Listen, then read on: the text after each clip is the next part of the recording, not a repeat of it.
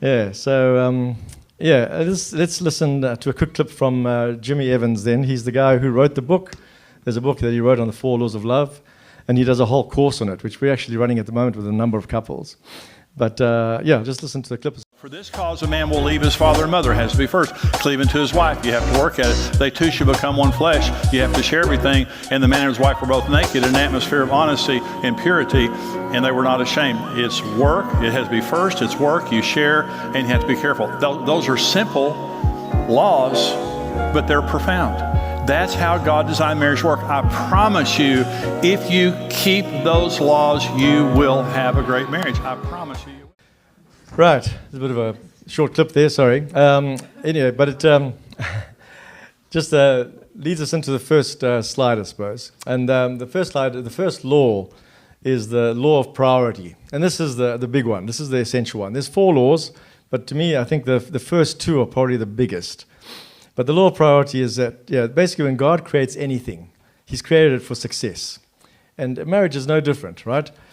People are often fearful. They don't understand the laws of marriage.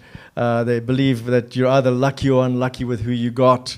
But that's not true, right? There's principles and laws that if we follow them and we apply them, we will have a good marriage and we'll get successful with each other. We'll be able to work things through. We'll be able to work things out if we just apply those things.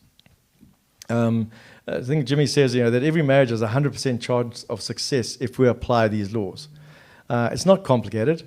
The law of priority is that we leave our father and mother, and for that cause we need to prioritize our spouse. We now have left the family, we've cleaved from the family, and that has to become our new priority. Yeah, it doesn't mean that you ignore your parents or you disown them or anything. It just means that they're in a different priority to what they used to be in. Yeah, and your marriage needs to be in first place. After God, obviously. God places it in you that you belong to each other. In marriage, you'll become jealous if something else takes your place, right? Like children, or career, or sports, or hobbies, that project car in the garage, whatever it may be. And, we often see jealousy as a negative item, right? But there's a legitimate jealousy.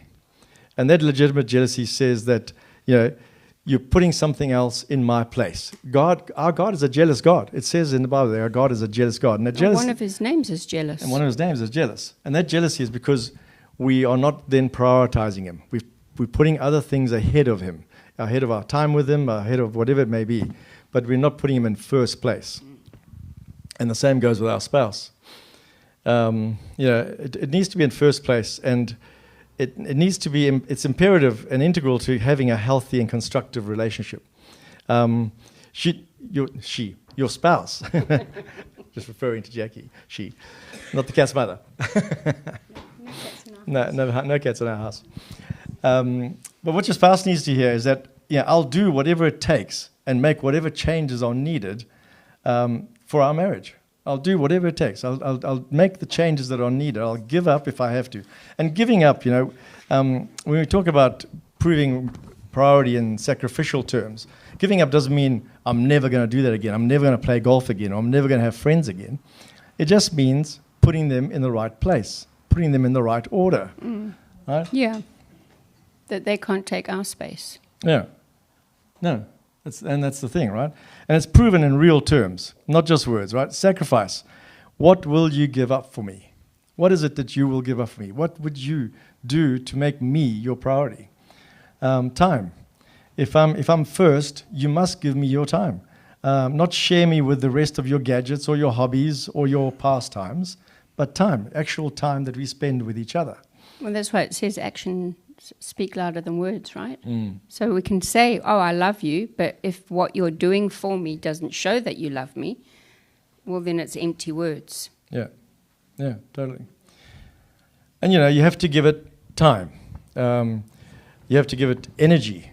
And that energy means that I don't come home, from a day out in the golf field or whatever it is I'm doing, and now I'm too tired. I'm too tired to even talk to you, to share my day with you, because I've just spent my time out with my buddies playing golf, whatever.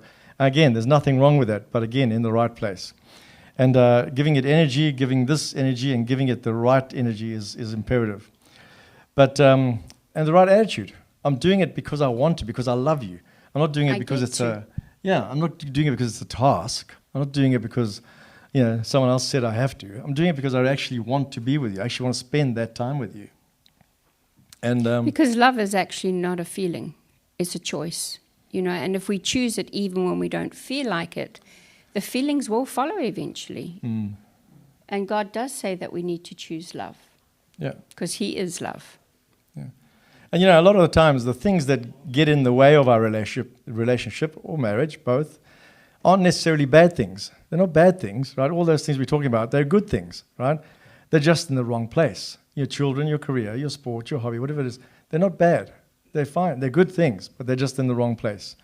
So I think making sure that we get that right and making sure we put it in the right place is the big thing. That's the main one about priority and prioritizing your marriage and your spouse and each other.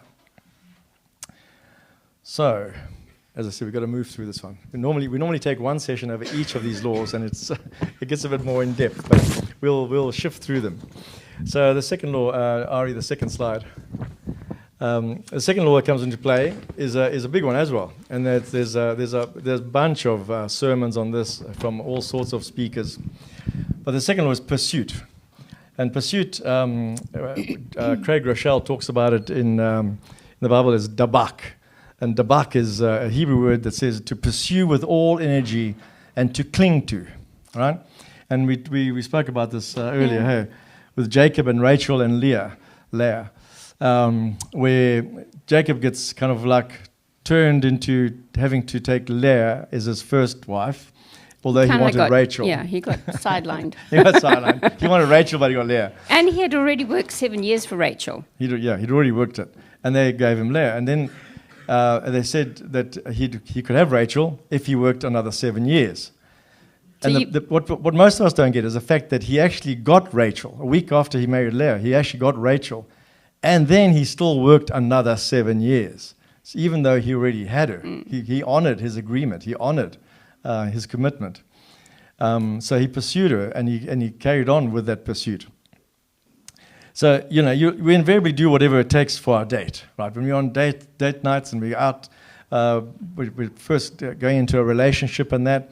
And I used to hitchhike across town to the other side of the. Oh, it's far. To go and see Jax and whatever. You'll do whatever you need. Your focus, your attention is on your new girlfriend or boyfriend or whatever it is, and you do whatever it takes. And so pursuit comes naturally. Pursuit and that focus comes naturally.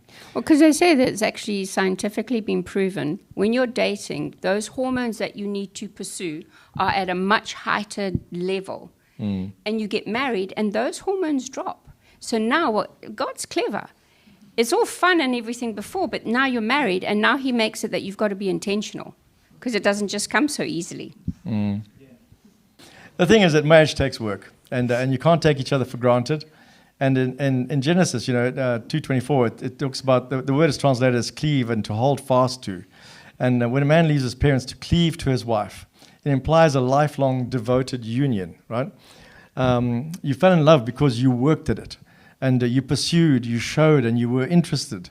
And those are the kind of things that, once we get married, they fade away. They fade away because we get busy with doing life, we get busy with doing our career, we get busy with whatever, the kids and whatever.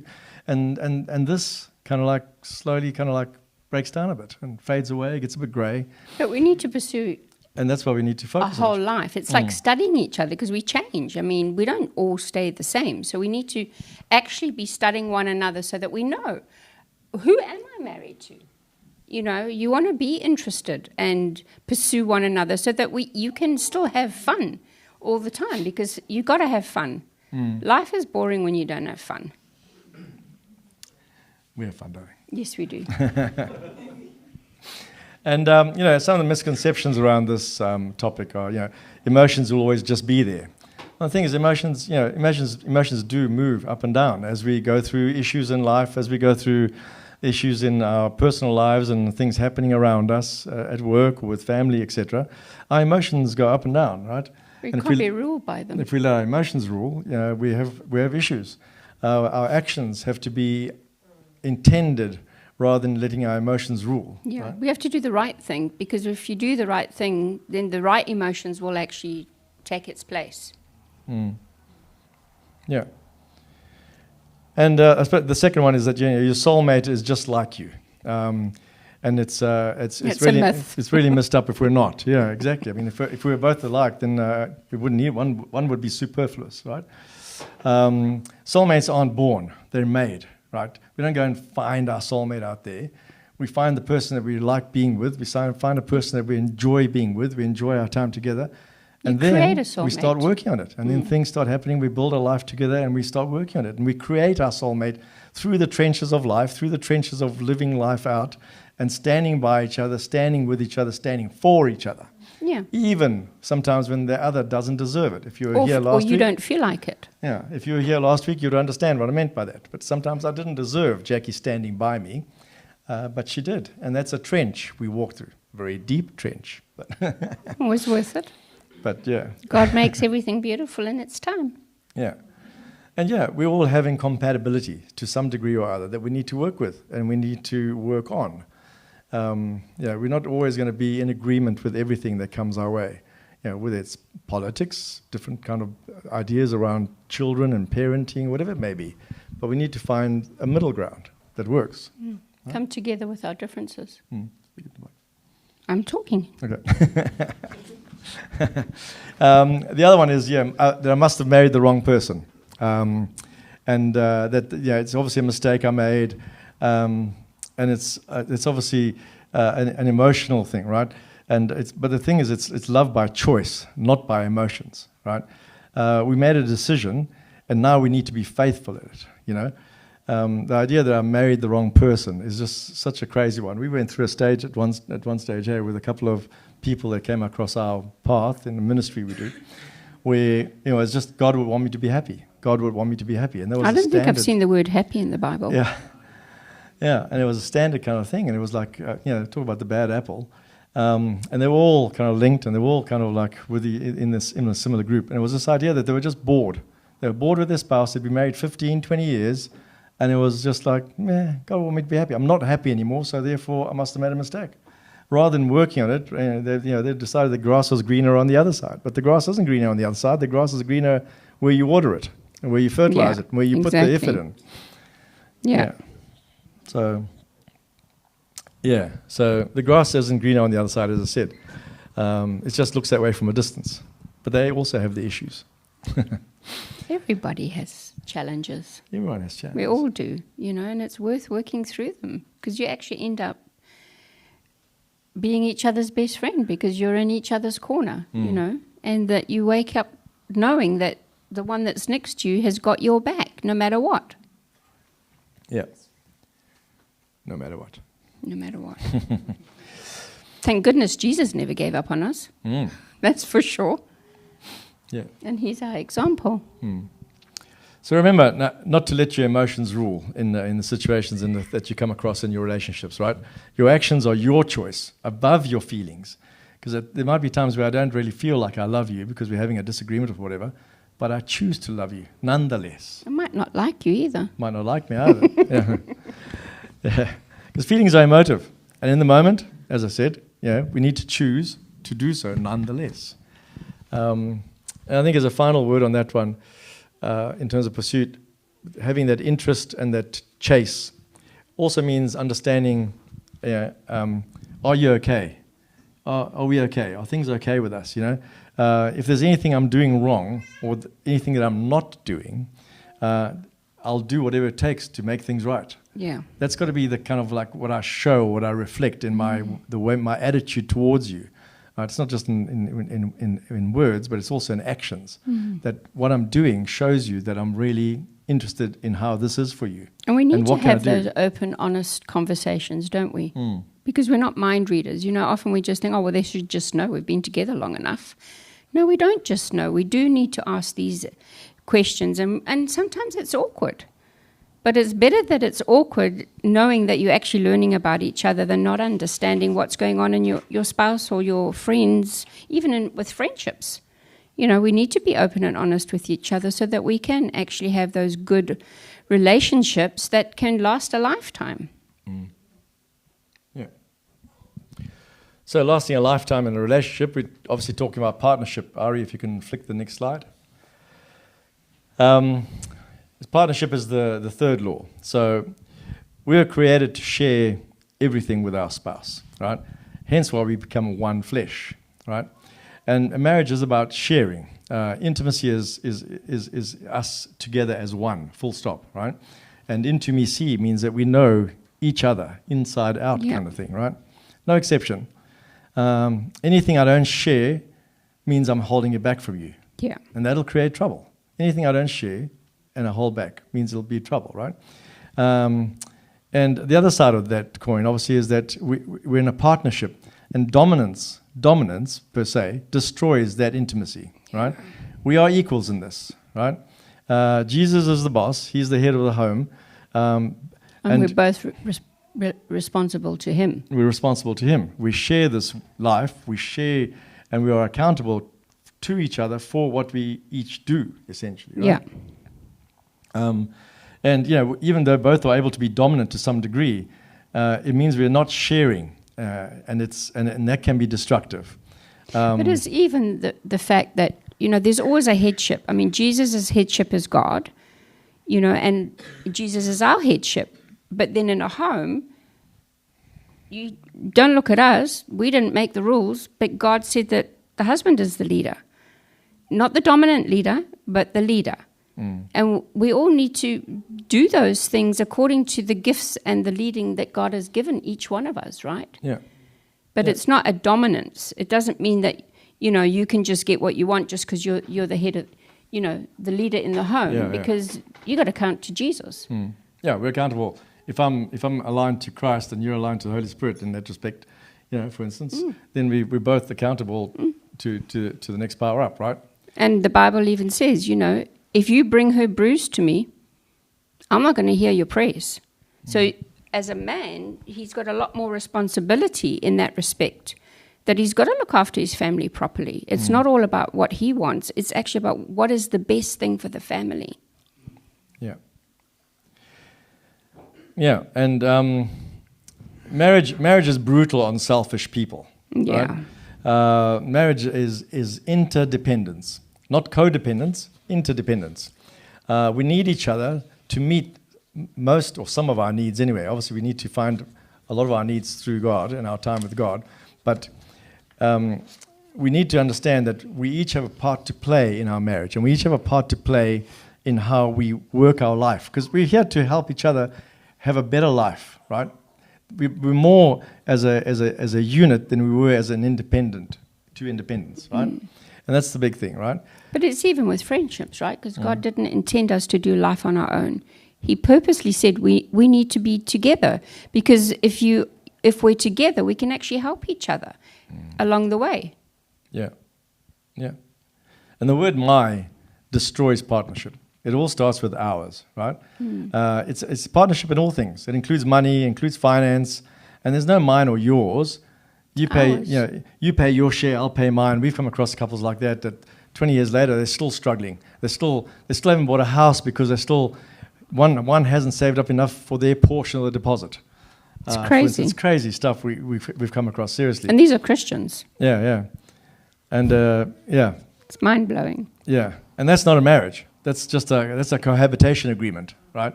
We're just living life together under the same roof, basically. So we need to learn how this will work for us as a couple, right? We've got different financial personalities. There's drivers, there's analytics, there's amiables. We use money and we use stuff like that in different ways, and sometimes that can be conflicting. Sometimes that can kind of grate against how the other one does things. And that's why we need to learn how to work with each other and how to make that work for us, right? For the one that money is love, then put aside a little bit of money each month so that they can actually get their love language filled, right? Where they want to be generous and things like that. You can do all kinds of planning for that kind of thing, where both your needs are being filled. Yeah. So it's about shared control, right? And it's about growing together. I'm here to help you become the best version of yourself, and vice versa. I'm here to help you flourish, and help you become more of who you could be, right? I mean, since we've got this more or less I won't say we've got it right. More or less, right? We're working towards it. It's always a work in progress. But we've both grown. I wouldn't be anything like I am now if it wasn't for Jackie. And vice versa. Vice versa, right? And we've helped each other get there, right? I wouldn't naturally be sitting here, talking to a crowd of 50, 60 people, that's for sure. Not the old 20 years ago Umberto, that's for sure. Neither would neither I. would you. No way. So Definitely God's not. taken us on a journey together, right? So With him. yeah. So we no longer have authority over our own body as such, right? We each other's, we're one body, and we're working on this together. And our needs that we need to meet, a lot of them are with each other and through God, but a lot of them are with each other. And we need to learn how to make that work for us in a healthy way. Right. Okay, next slide. All right, so final law. And this should see us through. So purity.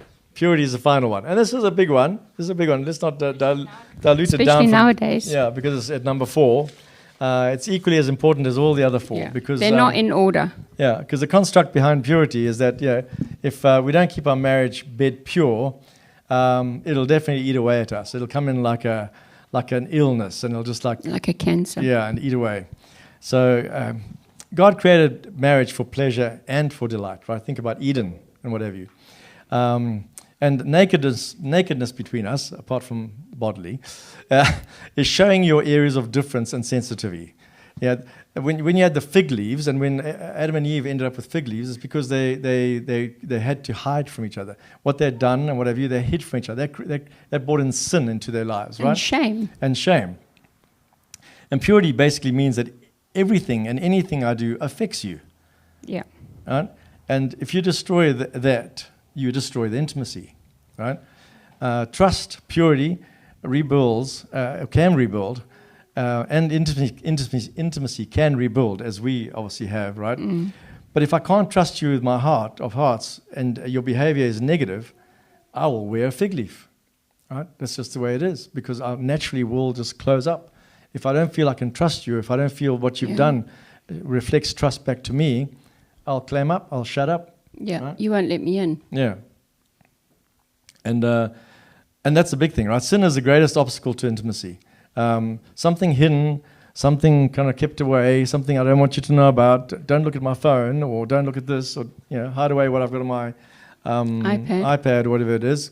Yeah, that kind of stuff eats away and gnaws away at your relationship. And we've got to be very careful that we keep our relationship open. This space here has to be open, has to be pure, has to be clean.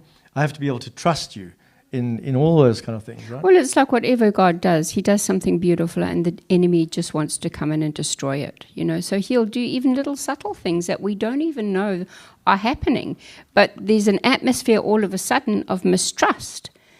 And it's better to talk to each other about it so that you can get it out in the open. Because once it's in the open, the devil's lost all power. He only has the power that we give him. And we've got God. So we've got authority over him, not him having authority over us. And we need to remember that, because I don't think it matters how long you've walked with God. We forget, and we give him authority over things that he has no right. He's got no right at all in anything over us. And God says he's under our feet. So why do we let him have his way in even our friendships? It's really sad when we're actually the ones who have the authority over him. And we need to remember that he just comes to spoil. Yeah. And purity and transparency needs to be across all areas. A thief doesn't need access through all doors or windows. He just needs one. He just needs access through one. Whether it's sex or finance, words used or pornography, addictions, selfishness, dominance, any one of those things are an opening to the devil, right? To come in and start stirring things up and start creating little bits of havoc. The foxes. The foxes for sure. Steps to purity and transparency really require taking responsibility for our own behavior. Don't repay sin for sin. We've come across that too before. Admit your faults. Forgiveness. Be responsible for your part. Yeah. Seek healthy friends and community. You've got lots of people around you, lots of good, healthy community around you. Seek assistance from there. Make sure you surround yourself with good, healthy people, because a bad apple spoils a barrel, and we've seen that a lot. And marriage needs forgiveness and grace, and lots of it. Yes. So, yeah. I suppose in conclusion, firstly, I suppose to encapsulate it all, you're in this together, right? We're not in this to change each other, but to uphold each other, right? Where the two combined are so much more than each individual part. And remember, it's a power union, not a power struggle. Right? So often we become antagonists in a marriage. We're there to dominate to one or the other. My way over your way. I'm right, you're wrong. It's not meant to be that way. It's a power union, where the two of us together are so much stronger, right?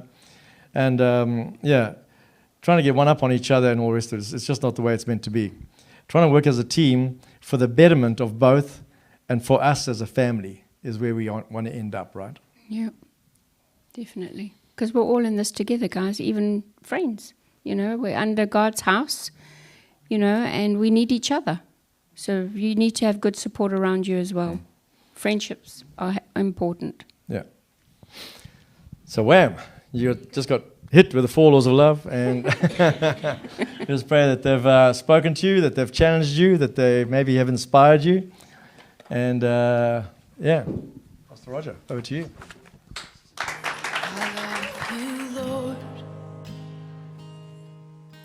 Oh, your mercy never fails me. And all my days I've been held in your hand. From the moment that I wake up until I lay my head, oh, I will sing of the goodness of God.